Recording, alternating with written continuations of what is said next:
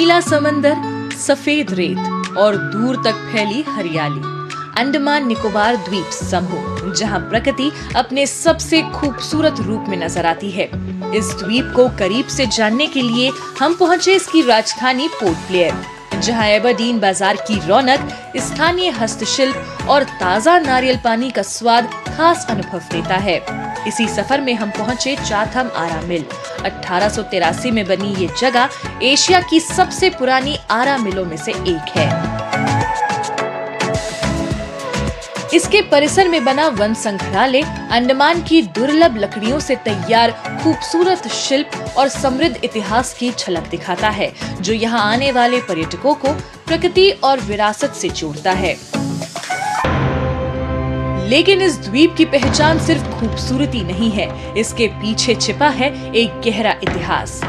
सन 1857 के बाद अंग्रेजों ने इन द्वीपों को दंड उपनिवेश बना दिया, जहां कैदियों को भेजा गया और यहीं से शुरू हुई बसावट की कहानी। अंग्रेज जो एरिया को डेवलप करते, सेटलमेंट वहाँ पर कराते, लोगों को बसाते, तो उनके नाम से वो विलेजेस का नाम पड़ गया। जो चीफ कमिश्नर या सुपरिटेंडेंट होते थे, उनके नाम से कई विलेजेस हो गए। Fararganj is chief commissioner's name, Ketalganj is the name of a chief commissioner. इस तरह अलग अलग, प्रोतरापुर, ब्रिजगंज, ये सब ब्रिटिशर्स नाम थे, उन्हीं के नाम से ये सब हो गया। पोर्ट ब्लेयर का सबसे बड़ा प्रतीक सेलुलर जेल, जो आज भी स्वतंत्रता संग्राम और क्रांतिकारियों के बलिदान की कहानी सुनाता है।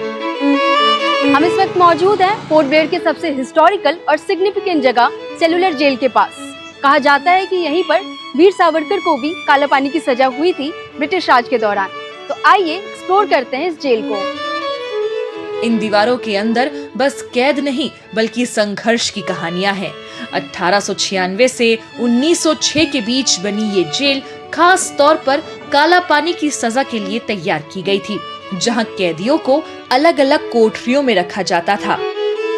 इन दीवारों ने वो कहानियां देखी हैं जो सिर्फ किताबों में देखने को नहीं मिलती।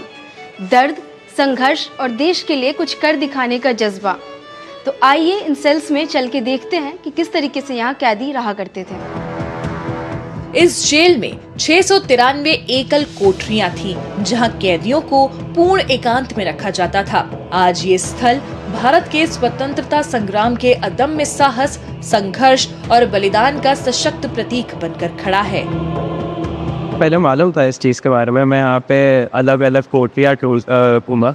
मैं यहाँ पे ये देखने आया था कि यहाँ पे लोग कैसे रहते थे, जितने भी क्रांतिकारी थे या फिर जितने भी प्रिजनर्स थे, वो यहाँ पे कैसे रहा करते थे, उनको क्या खाना दिया जाता था। स्कूल में पढ़ा था इसके बारे में, आज सारी मेमोरीज फ्रेश हो रही है, देख रहे हैं उन्होंने कैसे स्ट्रगल किया था हमारे लिए, और कैसे आज हम खुली हवा में सांस ले रहे हैं। इन संकरी कोठरियों से गुजरते हुए हम पहुंचे उस जगह जहां इतिहास सबसे ज्यादा सिहराता है, फांसी घर, जहां कभी हमारे स्वतंत्रता सेनानियों को फांसी दी गई।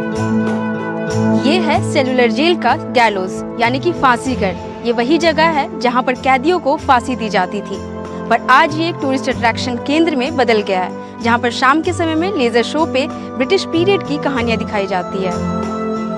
अंडमान का ये सफर केवल प्राकृतिक सुंदरता ही नहीं, बल्कि इतिहास की गहराई को भी महसूस कराता है, जहां हर कोना अतीत की कहानी सुनाता है और हर अनुभव दिल में बस जाता है।